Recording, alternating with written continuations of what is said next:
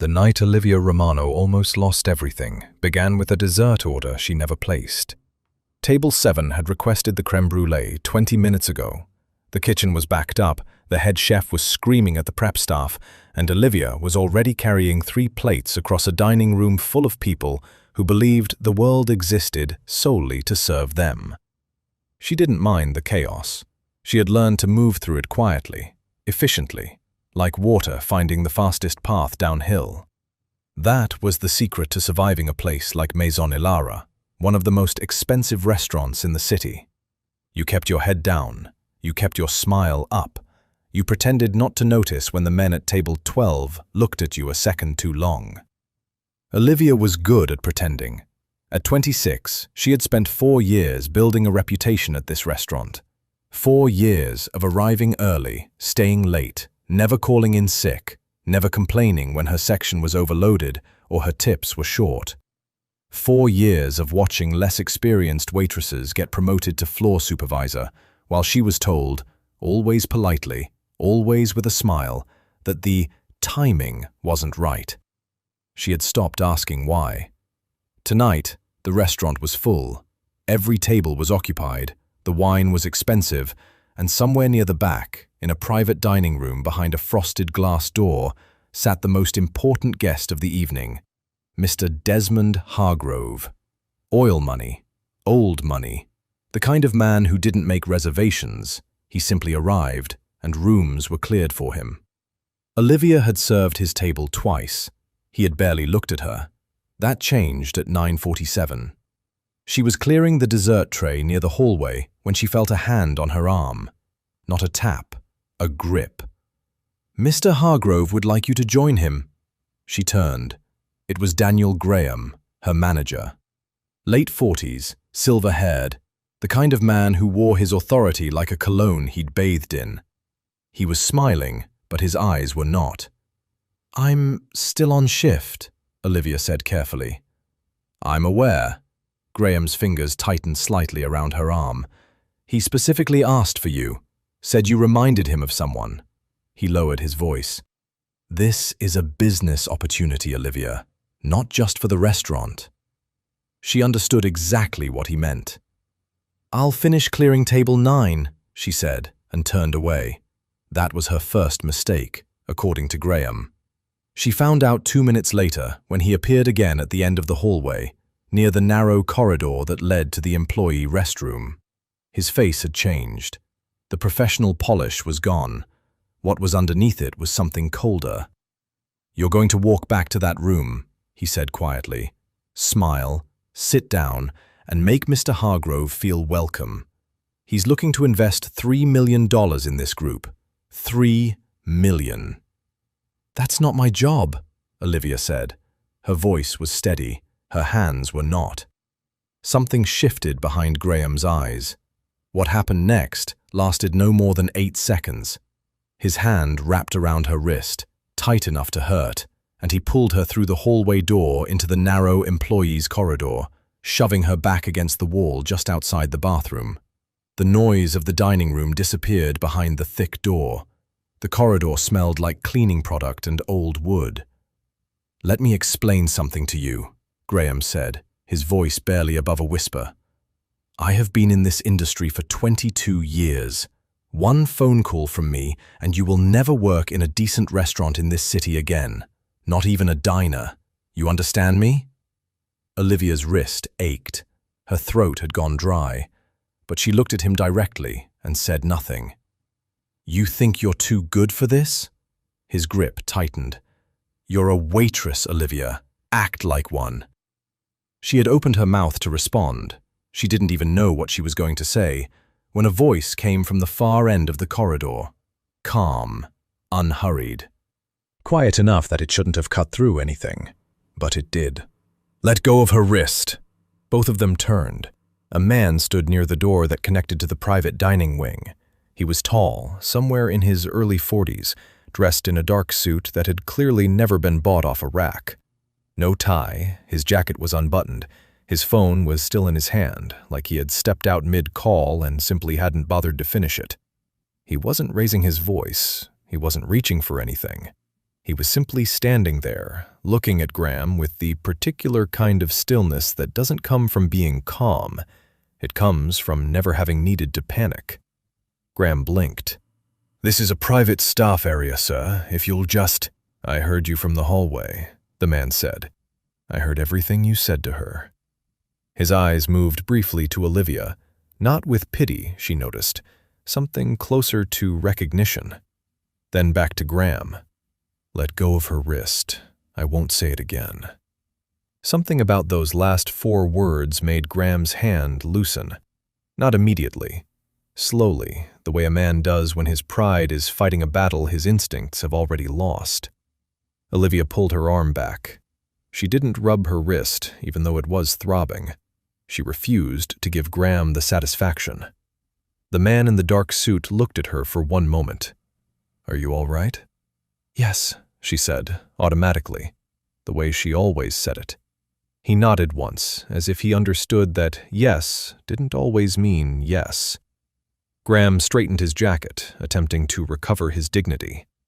"I don't know who you think you are, but this is an internal staff matter, and my reservation is under Bellini," the man said simply, and walked back through the door. Graham went very still. Olivia didn't know the name. Not then.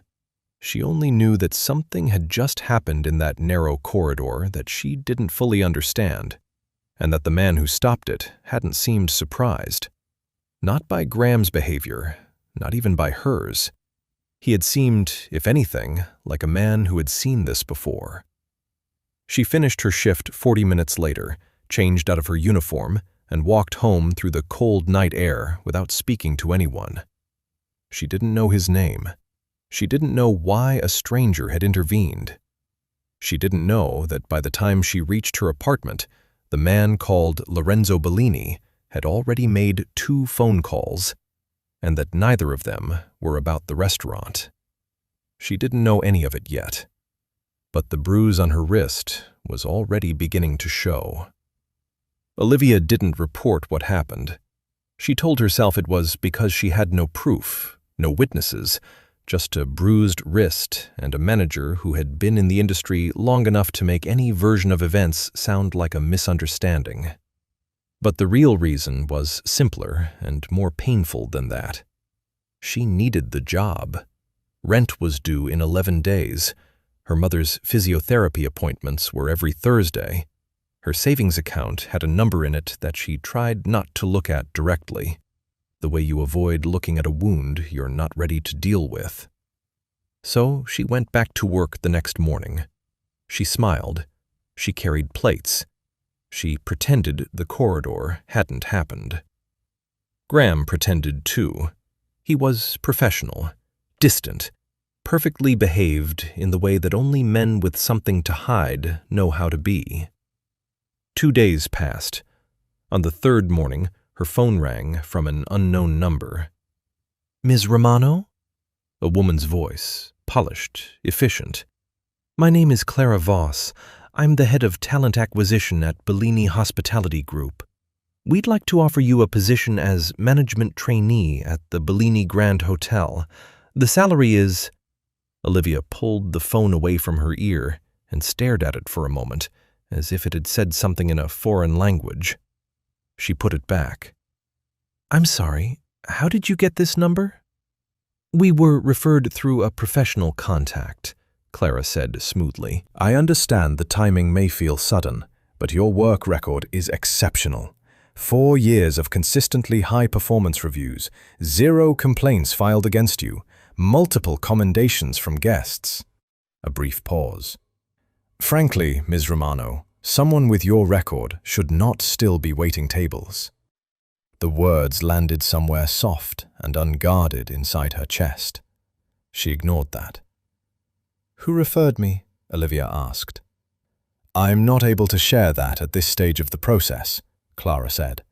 "But I'd love to schedule a time for you to tour the property and—" "No, thank you," Olivia said. Silence on the other end. The kind that suggested Clara Voss was not accustomed to that answer. "Ms. Romano, perhaps I haven't made the compensation clear." "You've been very clear," Olivia said. "I appreciate the call." I'm not interested." She hung up. Then she sat on the edge of her bed for a long moment, staring at the wall. She knew exactly who had made that call happen. She had looked up the name after that night. Lorenzo Bellini. Hotels, restaurants, commercial real estate, hospitality investments across 3 cities. The kind of wealth that didn't announce itself because it didn't need to. And now, 3 days after watching a manager grab her wrist in a hallway, he was offering her a job. Olivia had grown up watching her mother work 2 jobs for a man who owned the restaurant she managed. A man who borrowed money from her when business was slow and forgot about it when things improved. She had watched generosity be used as a leash so many times that she had stopped being able to tell the difference between a gift and a grip. She wasn't about to find out which one this was. What she didn't know, couldn't have known, was that Lorenzo Bellini was sitting in a corner office on the 14th floor of his hotel when Clara Voss called him back with the news. She declined, Clara said, immediately. Didn't even ask about the benefits package. Lorenzo was quiet for a moment. Did she say why? No, she was polite, very calm, just no. He set down his pen. Outside the floor-to-ceiling windows, the city moved the way it always did, loud and indifferent and full of people who wanted things from each other. All right, he said. Should I follow up? No, Lorenzo said. Leave it. He wasn't angry. That surprised even him. He had offered people opportunities worth 10 times this and watched them fall over themselves with gratitude. He had funded careers, rescued failing businesses, and opened doors that most people spent decades trying to find. And no one, in recent memory, had simply said no and hung up. He found he couldn't stop thinking about it. Not about her, he told himself, about the principle, about what kind of person turns down a legitimate lifeline without even asking a single question about it. He pulled up the file his assistant had quietly compiled. Employment history, performance reviews, a brief note about a formal promotion request 18 months ago that had been declined without explanation by management. He read it twice. Then he called Vincent Rinaldi, his underboss, to reschedule their afternoon meeting, and told his assistant to clear his evening. He had a charity gala to review funding for. One he'd agreed to sponsor months ago, and had since completely forgotten about. He remembered it now. Meanwhile, across the city, Graham was on the phone. His voice was low, careful, the door to his office closed. She got an outside offer, he said. Bellini Hospitality. The person on the other end said something. I know, Graham said. That's exactly what worries me. He hung up and sat staring at his desk, turning a pen over and over in his fingers. He had spent years making sure women like Olivia Romano stayed exactly where they were. Quiet, dependent, easy to manage. He hadn't counted on someone like Lorenzo Bellini noticing her. That was a problem he needed to solve before she realized she had options. The first sign came on a Tuesday. Olivia had applied to 6 restaurants over the weekend. Good ones, not Maison Elara level, but solid, well-reviewed places where a 4-year track record and clean references would normally open doors without much friction.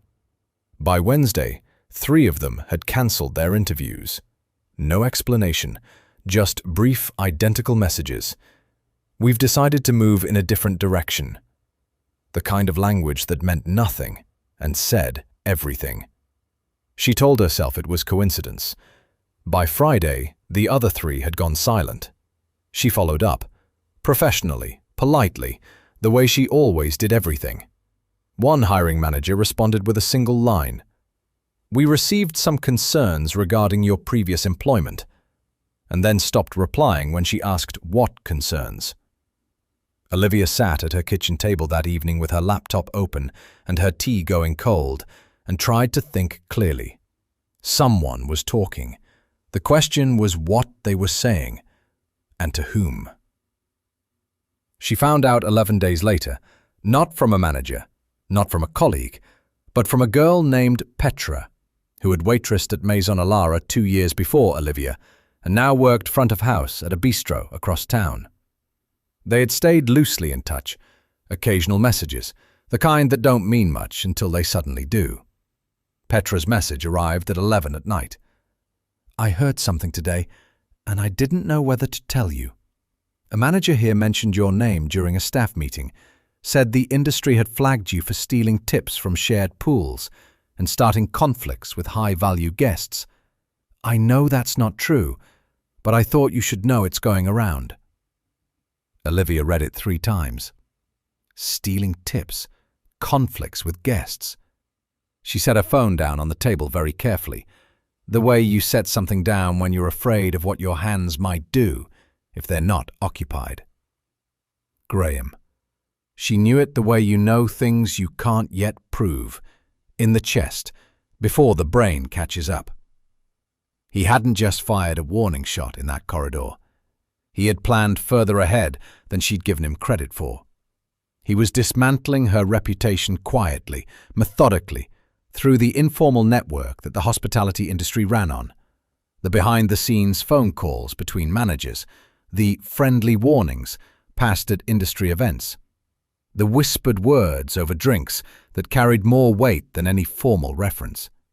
He was making sure that even if she stayed silent about what he'd done, it wouldn't matter, because no one would hire her anyway.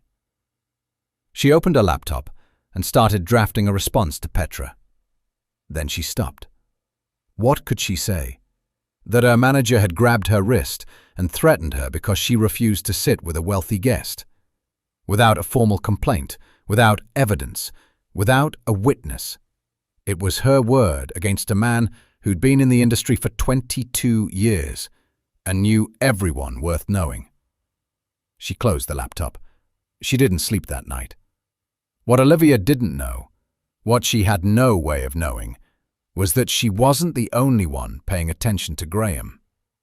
3 floors above street level, in a quiet office that didn't appear on any public directory, a man named Eli Marsh was going through a different kind of file. Eli handled research for Lorenzo Bellini, not the kind that showed up in business reports, the other kind. Lorenzo had asked for a background check on Daniel Graham 2 days after the corridor incident. He hadn't explained why to Eli. He rarely explained anything. He simply asked for information and trusted Eli to find it. What Eli found was not a criminal record. There was nothing that clean or simple. What he found was a pattern. 3 female employees had resigned from Maison Alara in the past 4 years. All of them had left without formal complaints filed. All of them had quietly disappeared from the industry. One had moved cities, one had changed careers entirely, one was still working but in a much smaller establishment than her skill level suggested. Eli dug into each case separately. No single piece of evidence connected them, no incident reports, no paper trail. Just 3 women who had once been good at their jobs and then, suddenly, weren't working anymore. He brought the file to Lorenzo on a Thursday afternoon. Lorenzo read it in silence. He didn't react visibly, he rarely did, but Eli had worked for him long enough to notice the small things. The way his jaw tightened slightly, the way he turned back to the first page and read it again. "How long has he been at that restaurant?" Lorenzo asked. 7 years, Eli said. Before that, 2 other establishments. Similar patterns in both. And management never noticed? Management benefited from guests like Hargrove. Graham delivered them. Eli paused. He made himself useful enough to be protected. Lorenzo closed the file. He was quiet for a long moment, looking out the window at the city below. A city that he knew better than most people realized, including the parts of it that operated in shadow. "Keep watching him," Lorenzo said finally. Eli nodded and left. Lorenzo remained at his desk, the file sitting closed in front of him. He thought about a woman who had refused his job offer without asking a single question about it. A woman who was now, without knowing it, being systematically erased from the only industry she'd ever worked in. He thought about what Graham still didn't understand, that in this city, silence could be bought, managed, and maintained, but only if the right people never started looking. Lorenzo had started looking. Olivia needed to get out of her apartment. That was the only reason she signed up to volunteer at the Harvest and Hope Culinary Charity Gala, or at least that was what she told herself. The truth was slightly more uncomfortable. She needed to remember that she was good at something, that 4 years of skill and discipline hadn't simply evaporated because a man with the right phone contacts had decided she was inconvenient. The event was held at the Meridian Convention Center on a Saturday afternoon. Long folding tables dressed in white linen, the smell of fresh bread and saffron in the air, professional chefs donating their time alongside volunteers who mostly got in the way. It was organized chaos dressed up as elegance, and Olivia felt at home in it immediately. She was assigned to the VIP dining section, a cordoned area near the east wing where the higher-tier donors would be seated for a private tasting menu.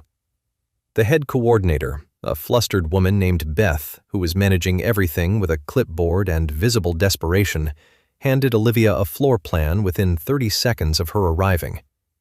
"You've worked fine dining?" Beth asked. 4 years, Olivia said. Beth looked at her like she was water in a desert. "You're running this section. There should be someone else coming to help coordinate. A last-minute addition from the principal sponsor's office. Work with whoever they send."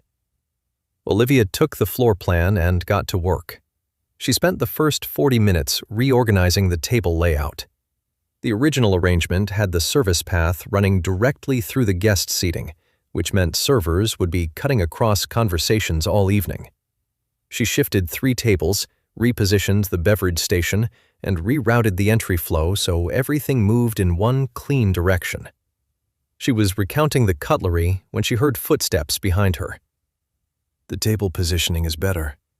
She turned around. Lorenzo Bellini stood at the entrance to the VIP section, his jacket folded over one arm, sleeves rolled to the elbow. He looked different from the corridor, less formal, no less composed.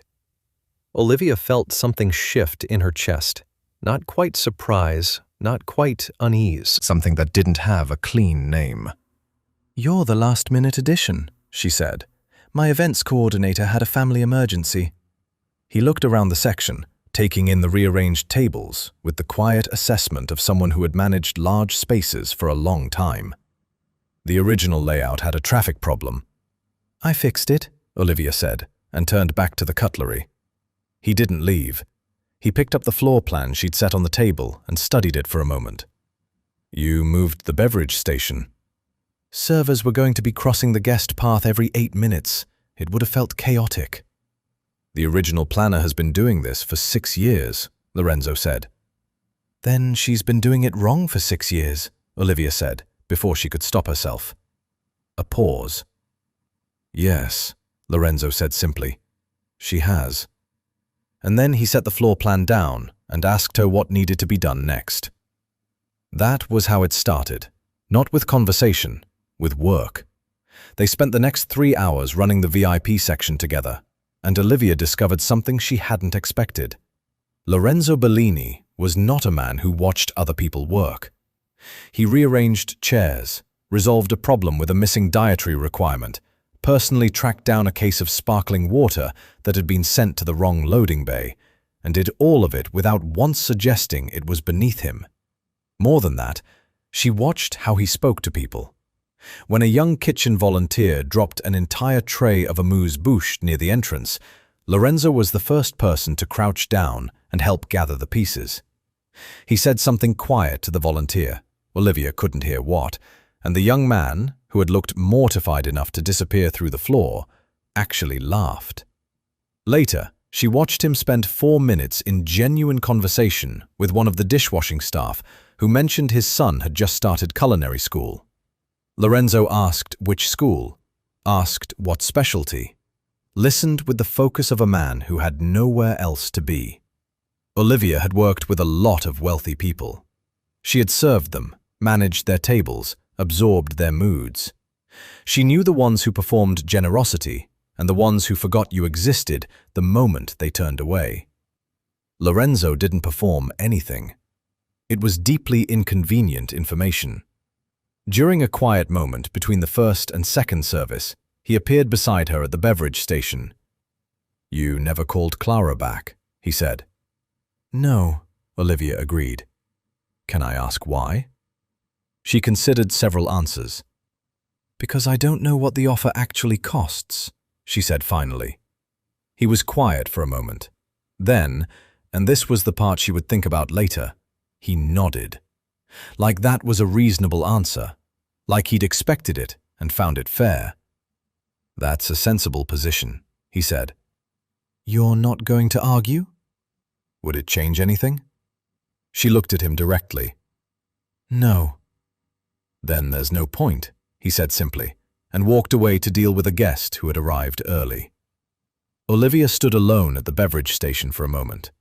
She had spent 4 years learning to read people quickly. It was a survival skill in her industry.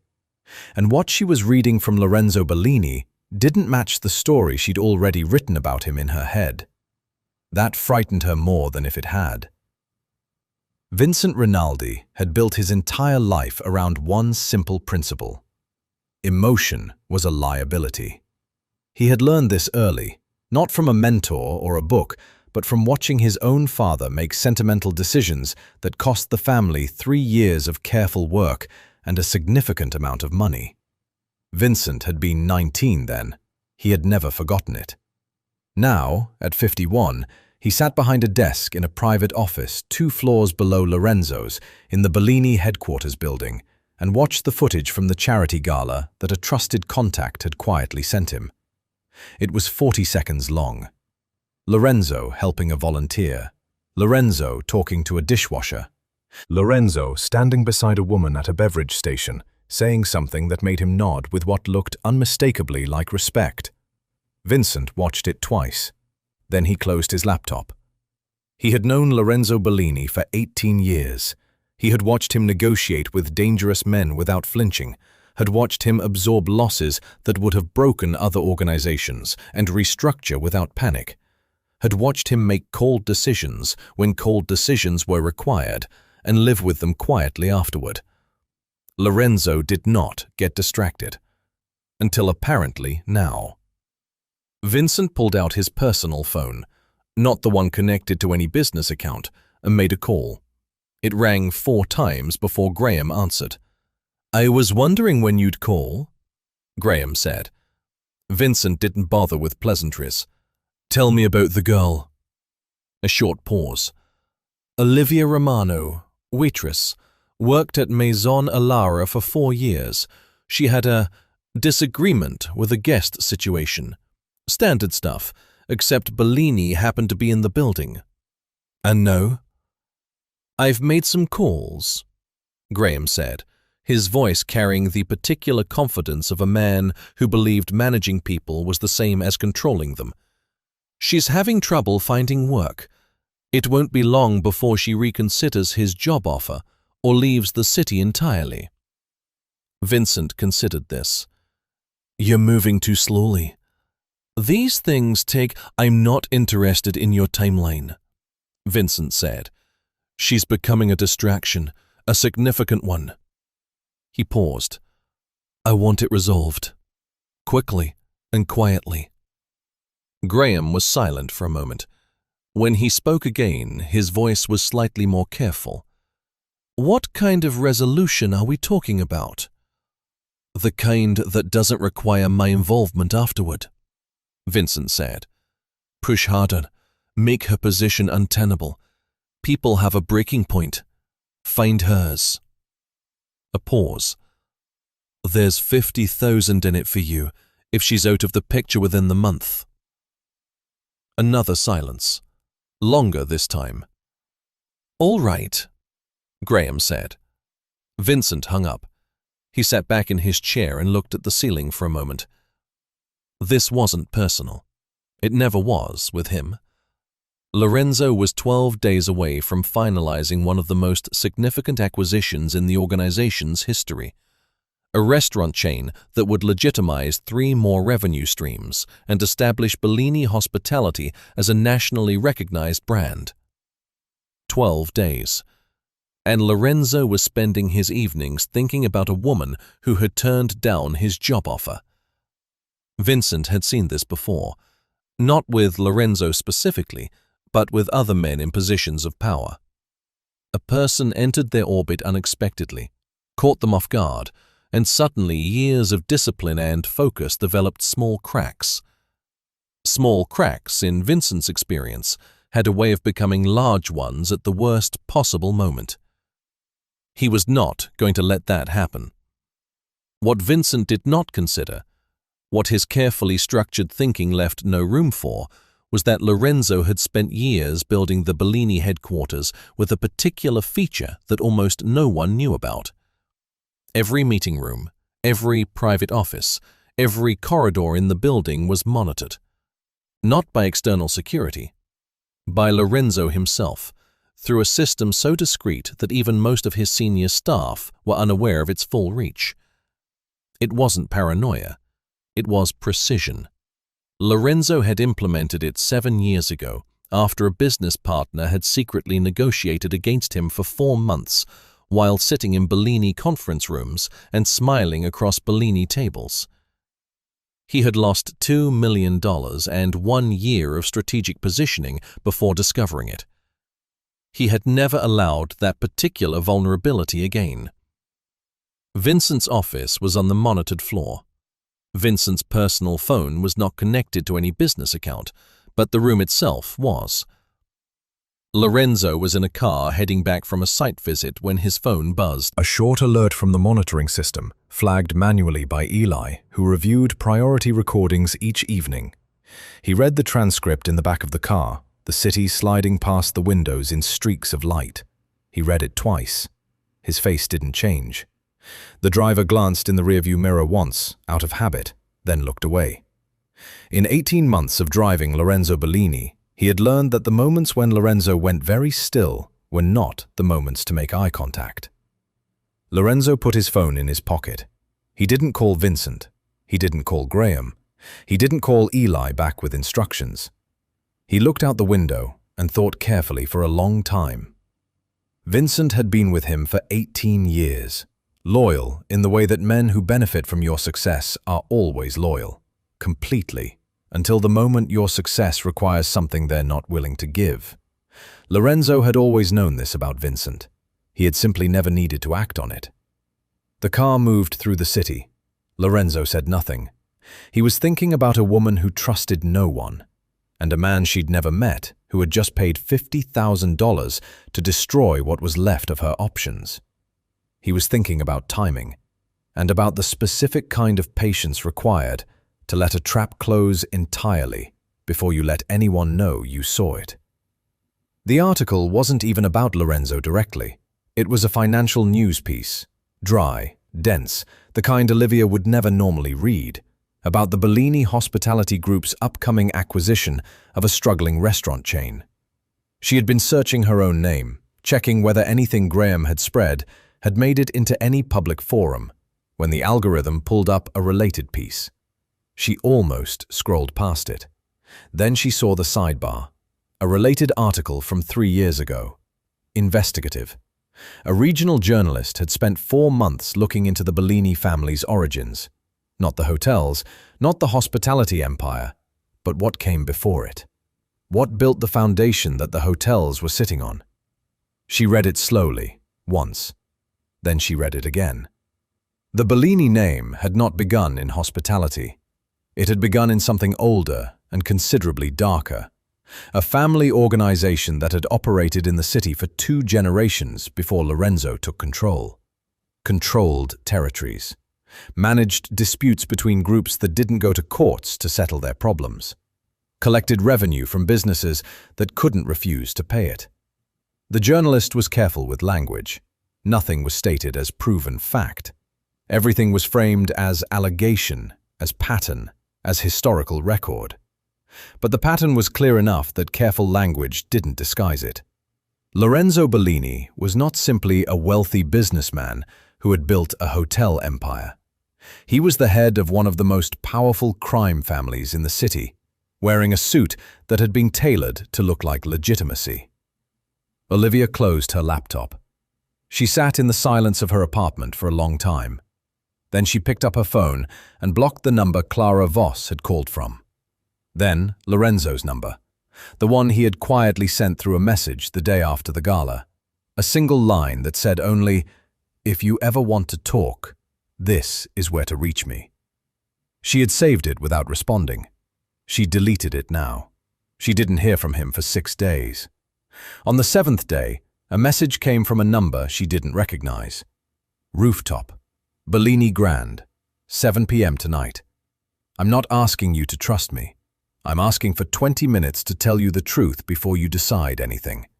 After that, I won't contact you again. L.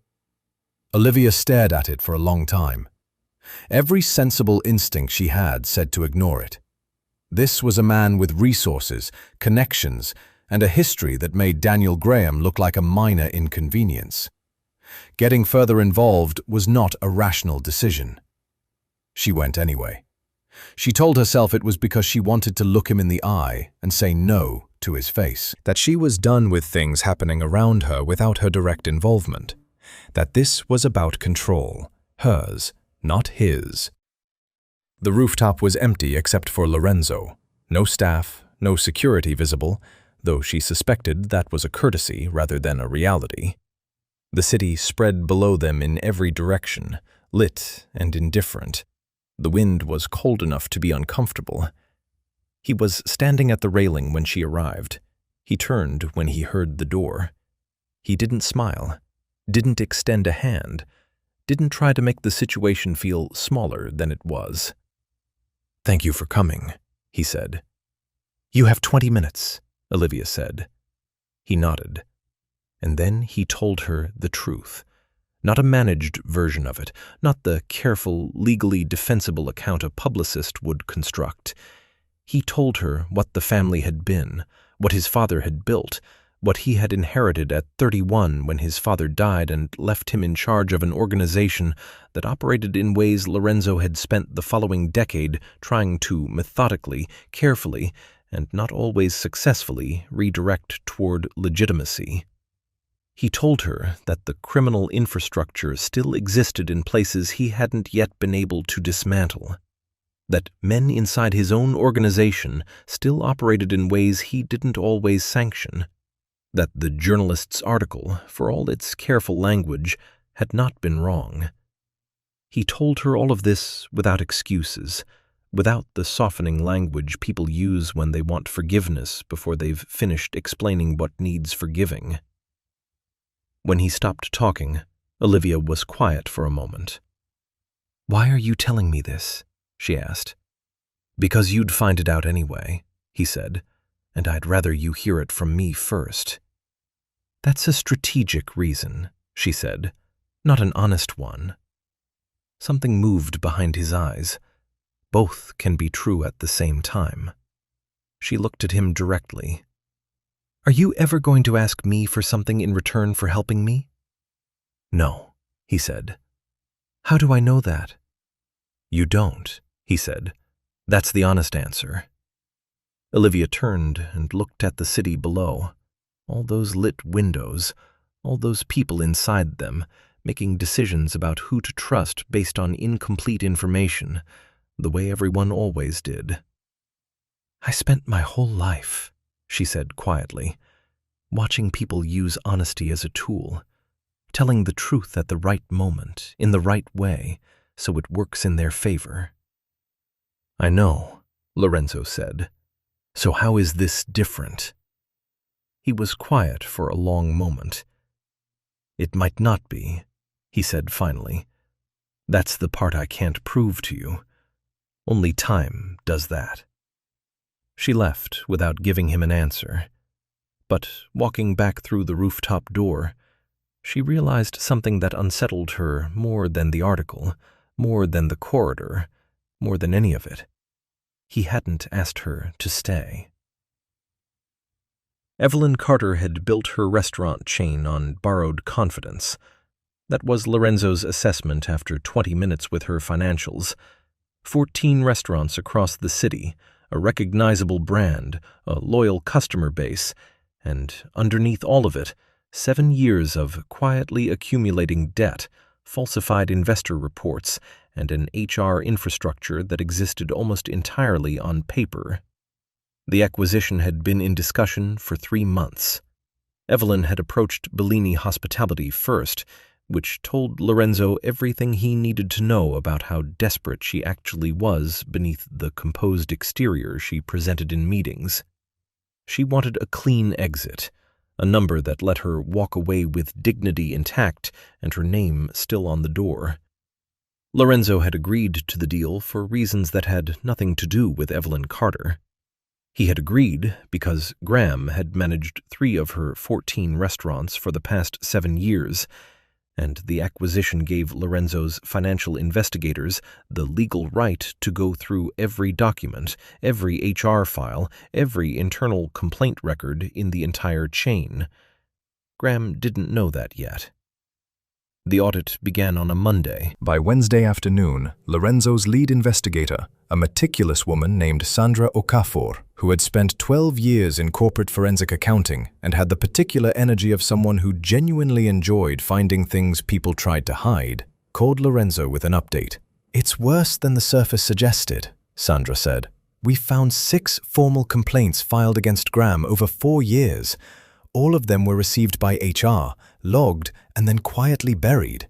2 were marked as resolved with no record of any resolution process. 1 was reclassified as a performance issue against the employee who filed it." Lorenzo was quiet. "There's more," Sandra continued. 3 of those employees were terminated within 90 days of filing. All terminations were documented as unrelated to the complaints. Redundancy, restructuring, conduct issues. But the timing is consistent across all 3 cases. A pause. Someone above Graham knew. This didn't happen in isolation. "Evelyn Carter?" Lorenzo asked. "Her signature is on 2 of the reclassification forms," Sandra said. "Whether she read what she was signing or simply trusted Graham to manage it, that I can't tell you yet." "Keep going," Lorenzo said. Graham found out about the depth of the audit on a Thursday. Not from Evelyn, from a contact inside the accounting firm who owed him a favor. The kind of favor that gets called in precisely when the walls begin closing. He made 3 phone calls in quick succession from his car, parked outside the restaurant he was supposed to be managing. The first 2 went to people who no longer wanted to be associated with him. The third went to Vincent Rinaldi. Vincent picked up on the second ring. "The audit is going further than a standard acquisition review," Graham said. His voice had lost its previous steadiness. "They're in the HR archives, personnel files going back 6 years. Vincent said nothing for a moment. "How deep?" "Deep enough," Graham said. "If they find the Romano girl's file, there's a flag on it, from when I tried to have her performance record amended before she left. If someone looks at the amendment date and the original complaint timeline..." He stopped. "It connects things." Another silence. "I need you to talk to Bellini," Graham said. "You have access. You can slow this down, have the scope of the audit reduced, redirect their focus to the financial irregularities instead of the HR." "No," Vincent said. Graham blinked. "What?" "I said no." Vincent's voice was flat. "This is your problem. I contracted you for a specific outcome that you failed to deliver. Whatever the audit uncovers is a consequence of your own actions, not mine. We had an arrangement. We had a conversation," Vincent said. "One that I will deny entirely if it ever becomes relevant." A pause. "Don't call this number again." The line went dead. Graham sat in his car with the phone in his hand and understood, with sudden cold clarity, that Vincent had already decided he was expendable. What neither Graham nor Vincent had anticipated was Petra. Olivia's contact, the woman who had first warned her about the smear campaign, had worked at Maison Elara 2 years before Olivia. She had left quietly, without a formal complaint, taking a lesser position across town and telling herself it was a personal choice.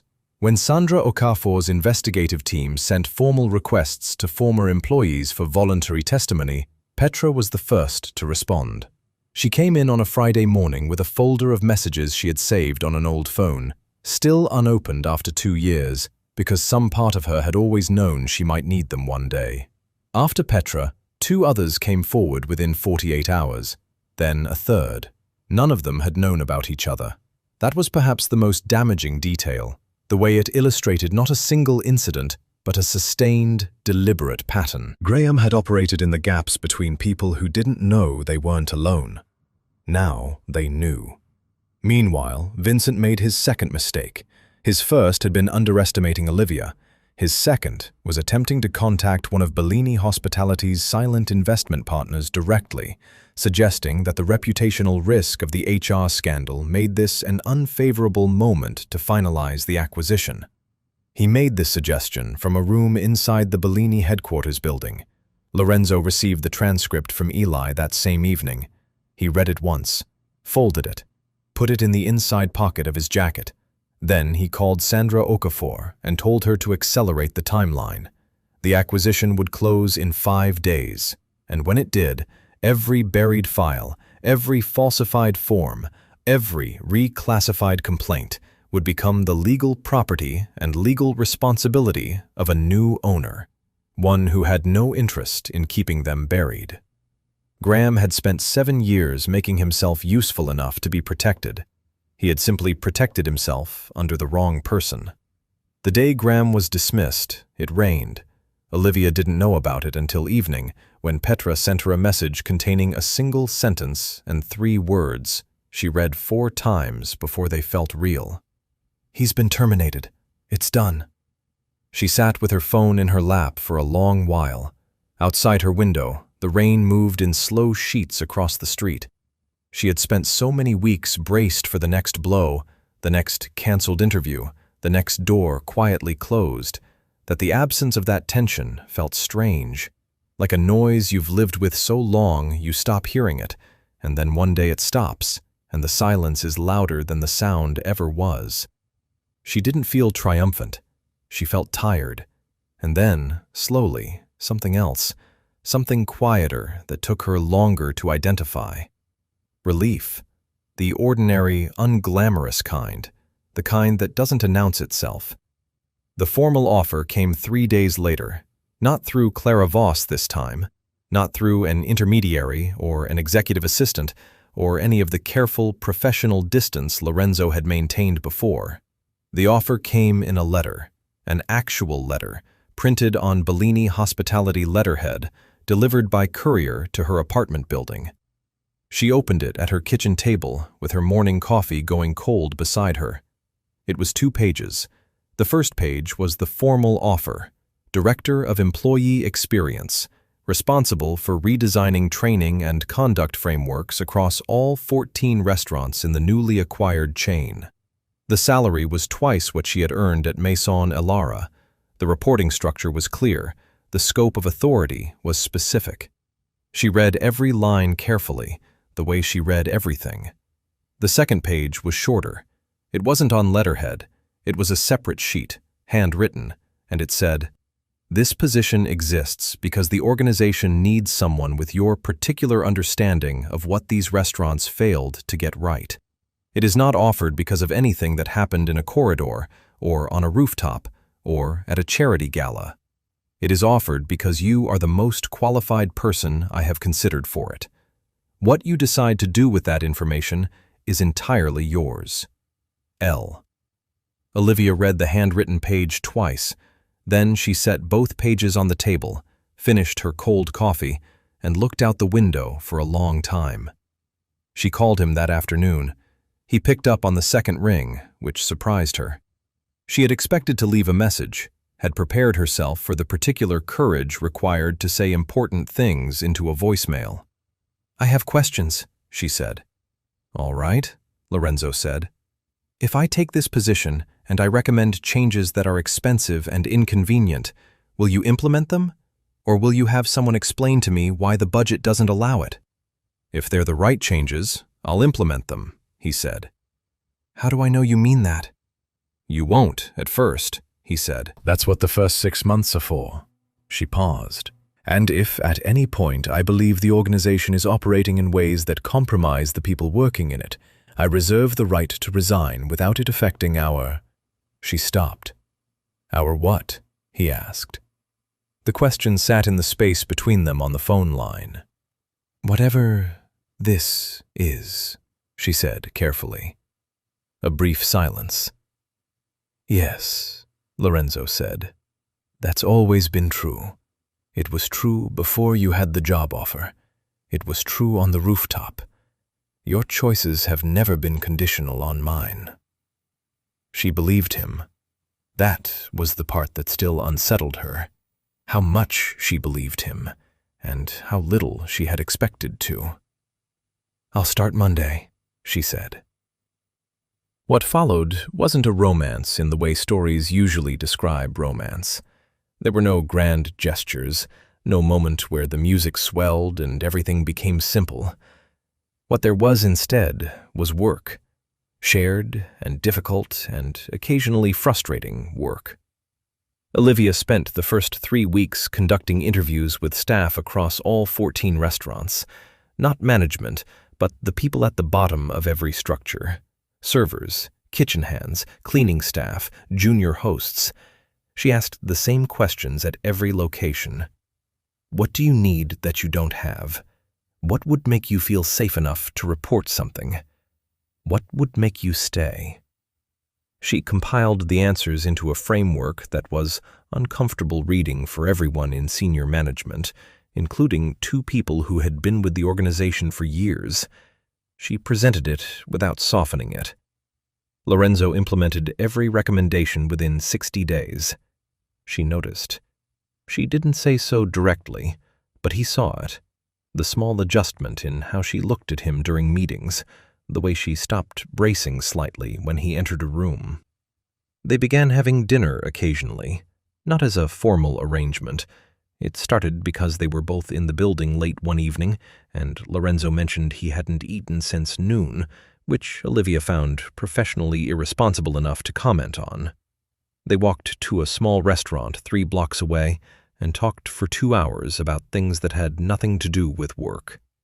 It happened again the following week, and the week after.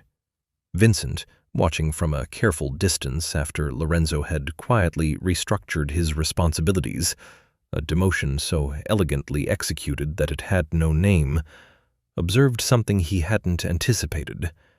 Lorenzo was sharper, more decisive, less interested in performing authority, and more interested in exercising it correctly.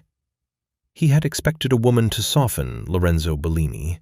Instead, she had clarified him. Vincent sat with that realization for a long time, and somewhere underneath his carefully maintained certainty, something shifted. He had been wrong, not just about Olivia, about what strength actually looked like. The Coastal Boutique Hotel opened on a Thursday in early spring. It sat at the edge of a cliff above the water, small by Bellini standards, 42 rooms, 2 restaurants, a terrace that caught the light in the late afternoon in a way that made people stop talking and simply look. Lorenzo had spent 18 months on it, not because it was his most ambitious project, but because it was his most deliberate one. Every decision in the building had been made slowly, with intention. The architecture, the materials, the staff structure, the way the employee break room had windows that faced the ocean, because someone had suggested early in the design process that the people working inside a beautiful place deserved to see it too. That someone had been Olivia. She arrived at the hotel at 7 in the morning on opening day, 3 hours before the first guests. Her title was Director of Guest Experience, but the truth of what she did was harder to fit on a business card. She had spent 8 months building the operational framework for this property from the ground up, not just the guest-facing policies, but the internal ones. The reporting structures that ensured every staff member had a direct line to management that bypassed their immediate supervisor if needed. The mandatory training modules she had written herself, drawing on 4 years of watching what happened when those structures didn't exist. She walked through the hotel quietly in the early morning light. The kitchen staff were already in. She could hear them, the comfortable noise of preparation, the particular rhythm of a team that knew what it was doing.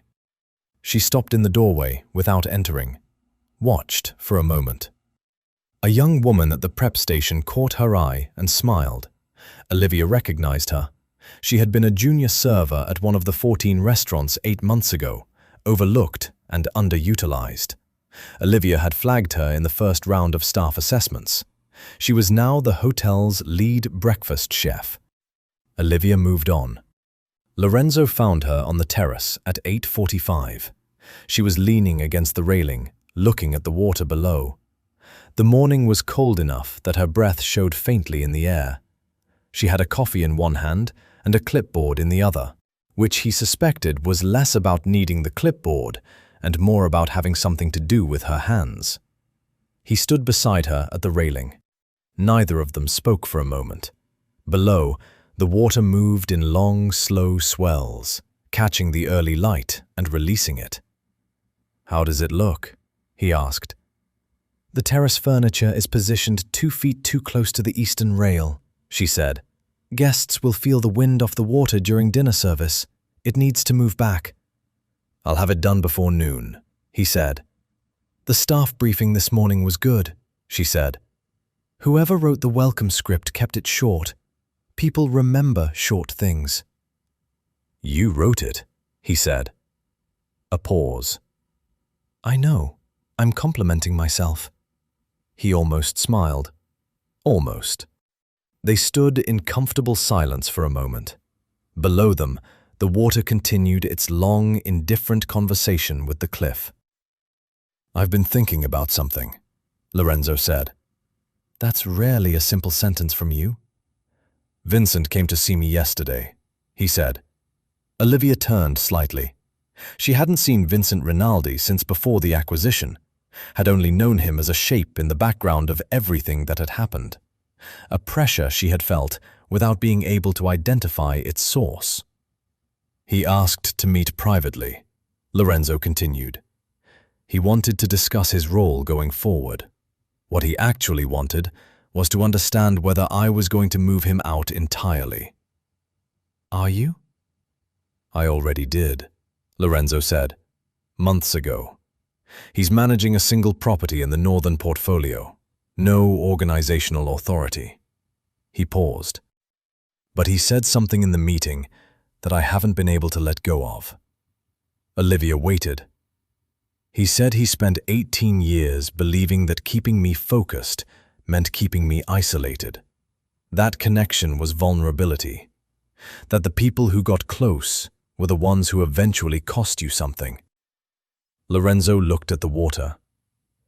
"He said he watched you and concluded he'd been wrong, that I was clearer now, harder to manipulate, not easier." Olivia absorbed this quietly. "He's right," she said. "I know," Lorenzo said. "I wanted you to know he said it." She turned to look at him directly. "Why?" He was quiet for a moment. Lorenzo Bellini, who could sit across negotiating tables from dangerous men and reveal nothing, who had built an empire partly on the ability to give away less than he received in every exchange, this man looked at her with an expression that was almost uncomfortable in its openness. "Because you never believed you changed anything," he said. "You thought you were just doing your job, moving furniture, writing policies, running sections." He paused. "I wanted you to hear from someone who had every reason not to admit it that you changed the whole room." Olivia looked at him for a long moment. Below them, the water moved, unhurried and enormous, the way it had long before either of them existed and would long after. She had spent 4 years in a restaurant making herself small, keeping her head down, her smile up, her needs invisible. She had walked home from a corridor with a bruise on her wrist and told herself it was fine. She had turned down help because she couldn't afford to trust it. She had been systematically erased by a man who feared her and propped up quietly by a man she had every reason to fear. And she was still here. Not because of Lorenzo, not despite him, alongside him, on a terrace above the ocean, holding a coffee and a clipboard, with a job she had earned and a life that was, for the first time in a long time, entirely her own. She set the clipboard down on the railing. "The furniture still needs moving," she said. "I know," he said. "And the eastern stairwell lighting is too dim. Guests will miss the step." "I'll add it to the list." "And you need to eat breakfast," she said. "You've been here since 6. "How did you—" "Ricardo told me, your driver." She picked up her coffee. "You have a habit of skipping meals during openings. It's in my employee wellness report under leadership behaviors that set poor precedent." He looked at her. "You put me in a wellness report?" "I put the behavior in a wellness report," she said. "I was very professional about it." The almost smile became a real one. She had seen it happen before, rarely, and always unexpectedly. It changed his face in a way that still caught her off guard, the way something familiar can still surprise you if you're paying attention. She reached over and took his hand, not dramatically, not as a conclusion to anything. The way you take someone's hand when the moment is quiet enough to allow it, and you have finally, after a long time, decided to stop finding reasons not to. He looked down at their hands, then at her. "Is this in the wellness report too?" he asked. "New policy," she said, "still being drafted." Below them, the sea moved in its slow and certain way, and the hotel behind them filled with the sounds of people beginning their day, the particular, ordinary music of a place that was working the way it was supposed to. Lorenzo Bellini, who had inherited a legacy built on shadow and spent a decade trying to build something from it that could stand in the light, stood on a terrace above the water and held the hand of a woman who had never once asked him for anything. He thought that was probably the most valuable thing anyone had ever given him. The future, for the first time in a long time, felt less like something to manage and more like something to walk toward. So they did. Together, and on their own terms, which, it turned out, was the only way either of them had ever known how to move.